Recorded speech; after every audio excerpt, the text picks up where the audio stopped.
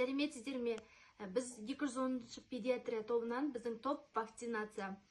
Жалпы біздің макет, бұл макет біз жасау арқылы вакцинаның ағзаға алдын ала дайындап, яғни иммундық жүйені күшейтуге бағытталған нәзік әрі дәл механизмді суреттеп, жалпы жасап шықтық.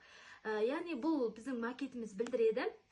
Адамның бойындағы ауруды вакцина салу арқылы, ол вакцинаның антибиотиктің адамға әсері және ол қанша уақытта әсер ететіні туралы өзіміздің қолымыздан келгенше жасап шықтық. Біз мына бір тоқты өзіміздің ноутбукқа салып, арнайы код жасадық. Сол кодты Arduino программасы арқылы басқарамыз, яғни біздің макетті. Қазір міне біз адамға вакцинаны саламыз, міне осы кнопка арқылы. Міне, бірінші вирус өлді, және екінші вирус өлді. Яғни біздің қызыл вирустарымыз жоғалып, адам сауықты. Бұл біздің макет осыны білдіреді.